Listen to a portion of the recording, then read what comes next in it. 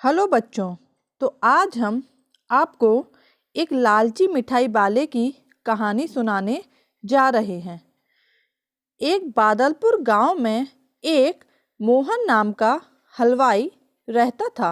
वह बहुत ही बढ़िया और स्वादिष्ट मिठाई बनाया करता था।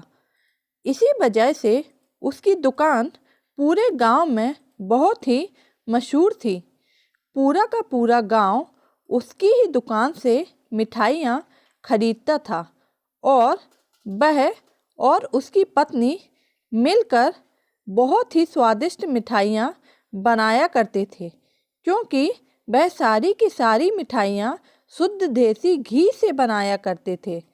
इससे उसकी मिठाइयाँ काफ़ी अच्छी और स्वादिष्ट बनती थी, जो कि हर रोज़ शाम होते होते ही बिक जाती थी और वह उन मिठाइयों से बहुत ही अच्छा मुनाफा कमा लेता था।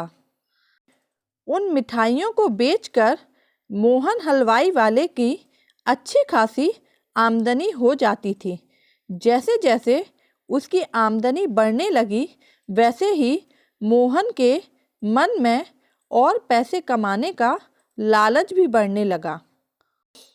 अपने इसी लालच के चलते उसके दिमाग में एक तरकीब सूझी।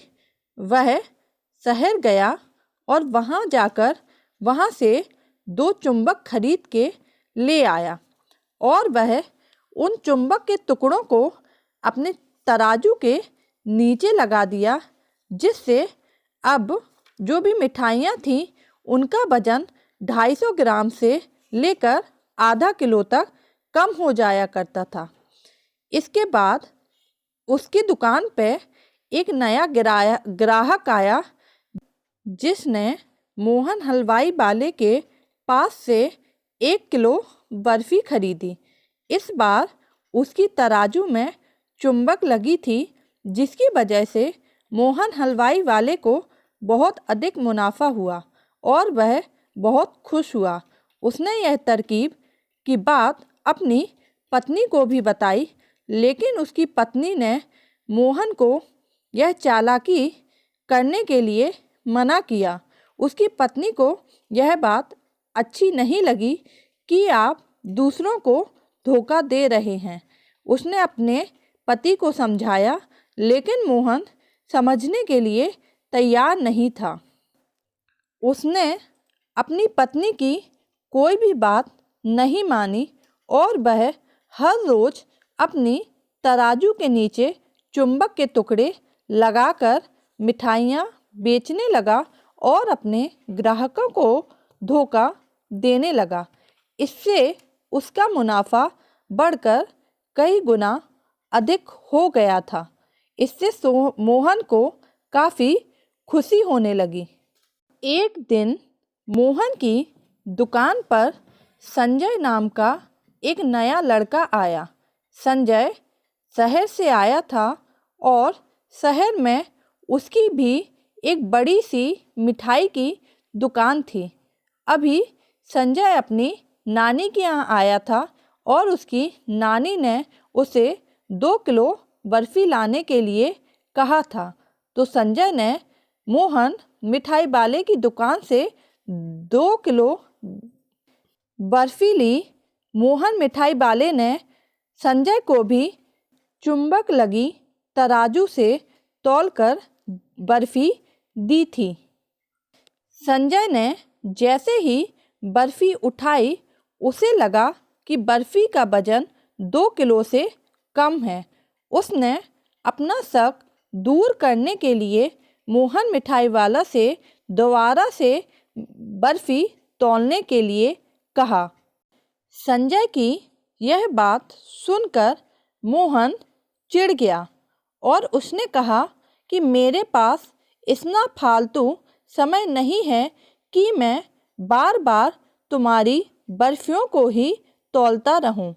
इतना कहकर उसने संजय को वहाँ से जाने के लिए कह दिया।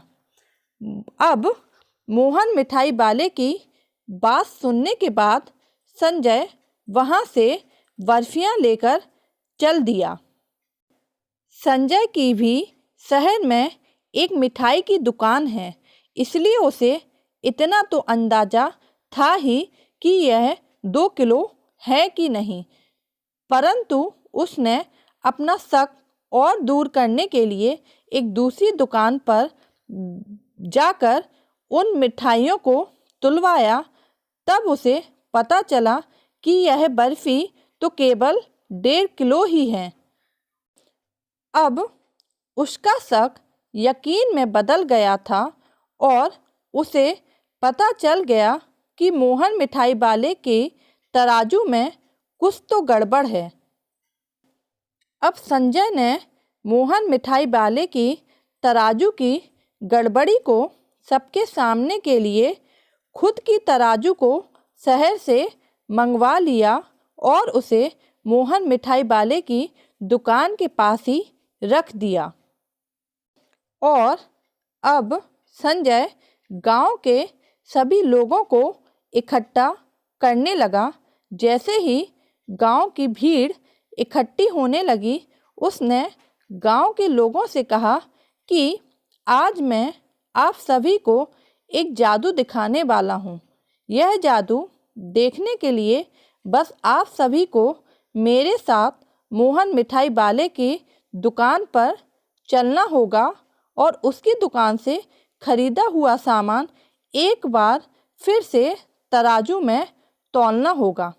तब आप सभी लोग देखेंगे कि कैसे मोहन मिठाई वाले की तराजू से तौली गई हुई मिठाइयाँ इस तराजू में अपने आप ही कम हो जाती हैं। कुछ समय बाद 2-3 लोग मिठाई लेकर संजय के पास पहुँचे तो उसने ऐसा करके भी दिखाया। इसके बाद मोहन मिठाई वाले की दुकान से जिसने भी मिठाइयाँ खरीदी थीं, उन सभी ने संजय की तराजू से तौलकर देखा तो उन सभी की मिठाइयाँ 250 ग्राम से लेकर आधा किलो तक कम निकल रही थीं। यह सब देखकर लोगों को काफ़ी हैरानी हुई। अपनी दुकान के सामने ही यह सब देखकर मोहन मिठाई वाला संजय से झगड़ने लगा। उसने लोगों को बताया कि संजय यह सब नाटक कर रहा है। अब अपनी बात को सही साबित करने के लिए संजय सीधे मोहन मिठाई वाले के पास गया और उसकी तराजू को उठाकर ले आया और उसकी तराजू में लगी चुंबक को निकालकर सभी को दिखाने लगा। यह देखकर गांव वाले बहुत ही गुस्सा हुए। सबने मिलकर उस लालची मिठाई वाले को बहुत मारा। अब उस लालची मिठाई वाले को अपने लालच और उसके कारण की गई गलत हरकतों पर पछतावा हो रहा था। उसने अपने गांव के सभी लोगों से माफ़ी मांगी और वादा भी किया कि वह भविष्य में कभी भी ऐसी कोई हरकत नहीं करेगा। पर अब मोहन की इस धोखेबाजी से पूरा गांव उससे नाराज़ था, इसलिए लोगों ने उसकी दुकान से मिठाइयाँ खरीदनी कम कर दी। अब मोहन के पास पछताने के अलावा कुछ और नहीं बचा था, क्योंकि वो पूरे गांव का भरोसा खो चुका था।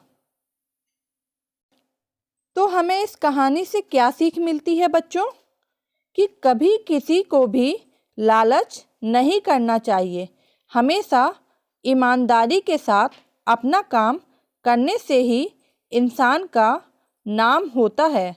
लालच के चलते भले ही कुछ समय के लिए अच्छा फ़ायदा हो, लेकिन इससे इज्जत और आत्मसम्मान दोनों कम हो जाते हैं। तो अगर आपको हमारी ये कहानी पसंद आती है तो आप इस वीडियो को शेयर करें और हमारे चैनल को सब्सक्राइब कर लें, ताकि जब भी कोई नई कहानी आए तो उसका नोटिफिकेशन आपके पास तक पहुंच सके। Thank you.